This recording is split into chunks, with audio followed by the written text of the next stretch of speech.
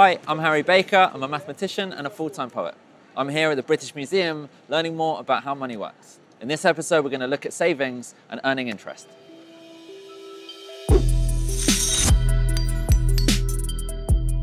If I was a Roman with a lot of coinage, what do I do with it? It depends where you are. So if you're in a city, there were systems where you could give your money to banks and they would look after it. The infrastructure isn't there. A good way of keeping your money was to actually store it in the ground. So what we have here is a hoard that was probably buried around 200 AD. What it is a personal story of saving.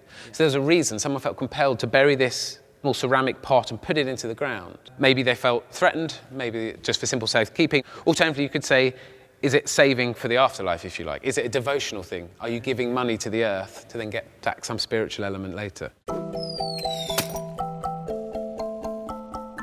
So I was good at saving up for specific PlayStation games or things like that. I was never that good at saving up just for the sake of it. What would you recommend? I think for me the best thing is to save little and often. So it's really hard to feel like you have to, sit at home eating baked beans in order to save money. And I think a very powerful way to save is to make it part of your everyday life. So every day as you spend money, you're saving a little bit each time you spend. What is interest as a concept? Interest is a reward that's paid on you setting money aside, and then it will grow each year according to that interest rate. There is a famous experiment in the 1960s called the marshmallow test, which is where a child was given one marshmallow that they could eat now, or they could have two marshmallows that they could eat if they waited for 15 minutes.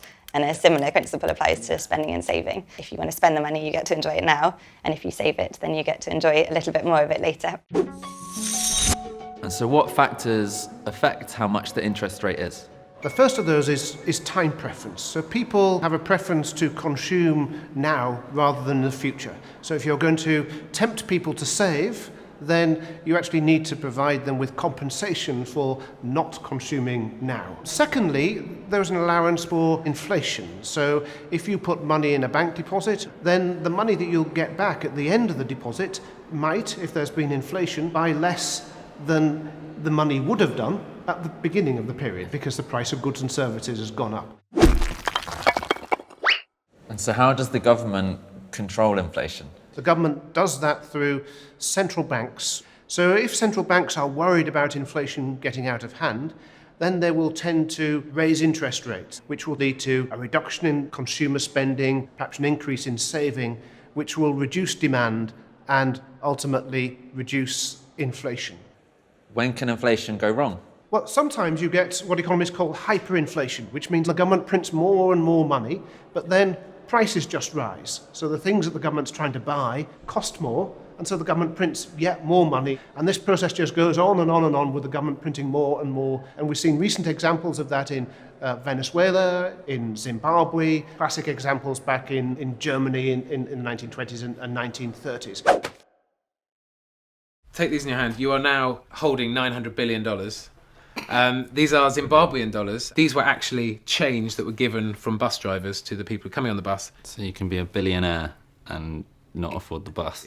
So Zimbabwe now just use the American dollar. American dollars are trusted.